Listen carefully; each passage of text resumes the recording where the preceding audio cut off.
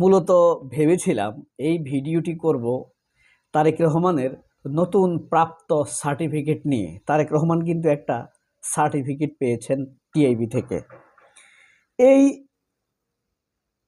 প্রস্তুতি নিয়েছি বসবো ভিডিও করার জন্য। এর মধ্যেই গোলাম মাওলা রনির একটা ফেসবুক স্ট্যাটাস ধরা পড়লো। ফেসবুকে তিনি খুব হাহাকার করেছেন, আত্মচিৎকার করেছেন, যন্ত্রণায় কাতরে উঠেছেন এবং তার এই হাহাকারের জন্য একজন ছোট্ট সুন্দর একটা জবাব দিয়েছে।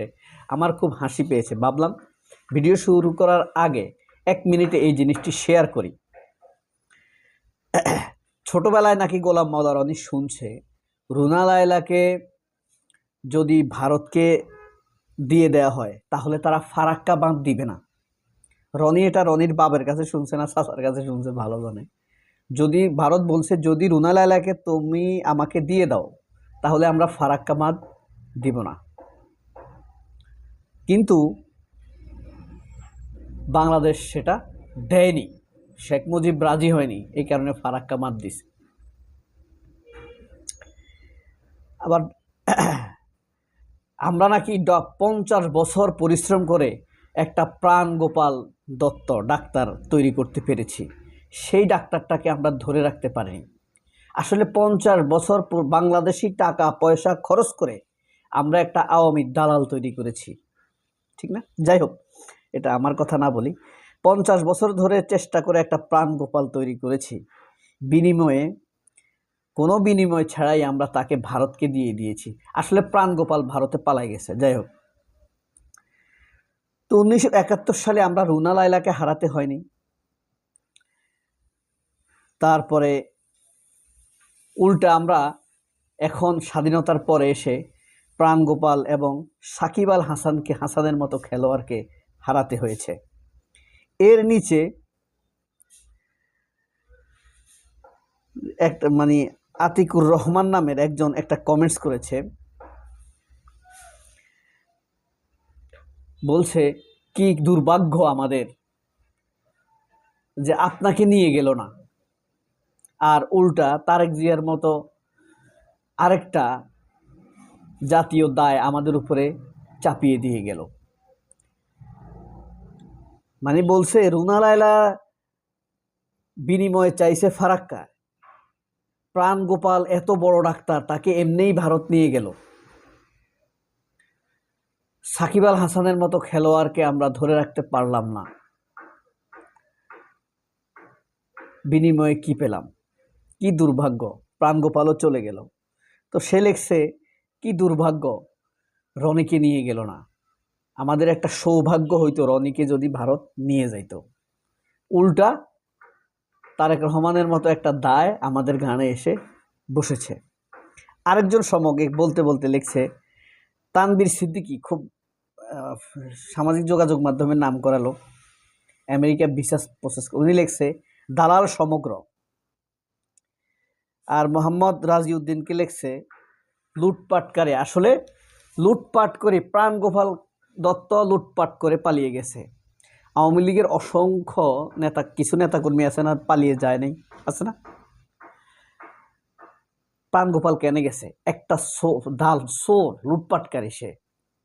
সে তো গ্রিন লাইফের ডাক্তার ছিল, গ্রিন লাইফ মেডিকেল আছে না, আনোয়ার খানেও পার্ট টাইম করতো সে ধানমন্ডিতে। তা যাক, আমরা আসল কথায় আসি। হ্যাঁ, এই যে বাংলাদেশে যত অপরাধ হয় না, শেখ হাসিনা পালিয়ে যাবার পরে যতগুলো মব হয়েছে, টিআইবি এটার একটা হিসাব করেছে, ট্রান্সপারেন্সি ইন্টারন্যাশনাল বাংলাদেশ। তার মধ্যে 91% অপরাধ দখল চাঁদাবাজি করেছে কে? বিএনপি। বুঝেন, 20% করেছে আওয়ামী লীগ, আর 7% করেছে শিবির ও অন্যান্য। বুঝতে পারছেন? এখন আপনার কাছে মনে হবে এটা না বললে আবার সমস্যা আছে। 100% তো মিলে নাই। 91% বিএনপি, 90%, 20% হলো আপনার আওয়ামী লীগ, তাহলে হইল কত 110 হয়ে যায় না? এখানে ফ্যাক্ট হইল কিছু অপরাধ কমনভাবে করা হয়েছে বিএনপি এবং আওয়ামী লীগ। আবার আওয়ামী লীগ কিছু ঘটনা ঘটেছে সেখানেও বিএনপি যোগ দিয়েছে। মানুষ যে এমনি কয় যে আওয়ামী লীগের সাথে বিএনপির জোট হবে, এটা কিন্তু টিআইবির রিপোর্ট, এটা কিন্তু আওয়ামী লীগপন্থী, ভারতপন্থী, বুঝতে পারছেন? তারা বলতেছে।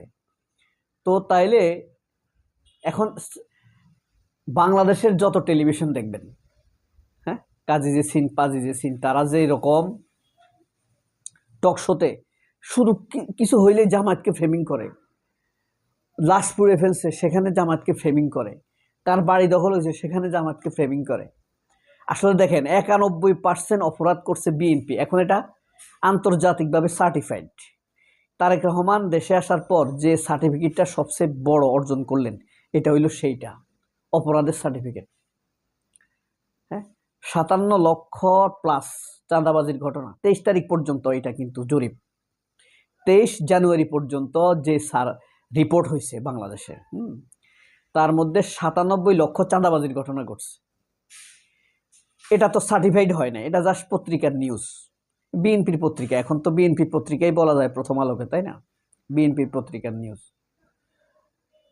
97 লক্ষ প্লাস চাঁদাবাজ, এটা কিন্তু নিউজ, কিন্তু সার্টিফাইড হয় নাই। টিআইবি কিন্তু একদম সার্টিফিকেট দিয়ে দিল। হ্যাঁ দেখো, এটা কিন্তু আন্তর্জাতিক পর্যায়ে চলে যাবে, জার্মান চলে, টিআইবি তো জার্মান ভিত্তিক, তাই না? জার্মান জাতিসংঘে এই রিপোর্ট চলে যাবে যে যত মব সহিংসতা হয়েছে ভাই, এটা তো আমরাও দেখছি, তাই না? যেমন আপনার তারা দেশ শাসন করবে, দেশ নিয়ন্ত্রণ করবে, তারা নিজের দলের 260 জন লোককে হত্যা করছে নিজেদের সহিংসতায়। বাইরের সহিংসতা দমন করবে তারা, পারবে? সম্ভব? এটা তো পুতুল হইতে হবে, পুলিশ সেনাবাহিনীর পুতুল হবে।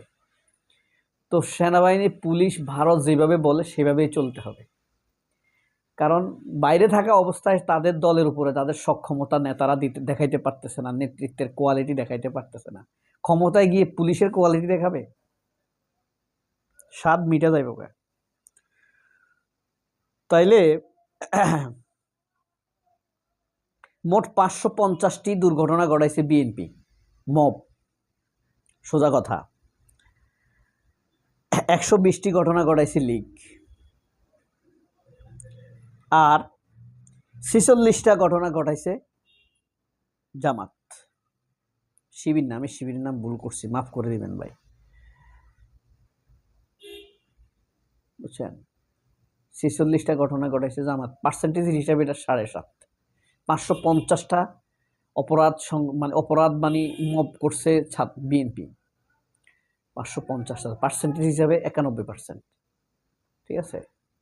তারপরে 120টা করছে লীগ, আওয়ামী লীগ, সন্ত্রাসী লীগ, না থাইকাও আপনি বুঝেন 120টা করছে তারা, তার মধ্যে পার্সেন্টেজ হিসাবে 20%।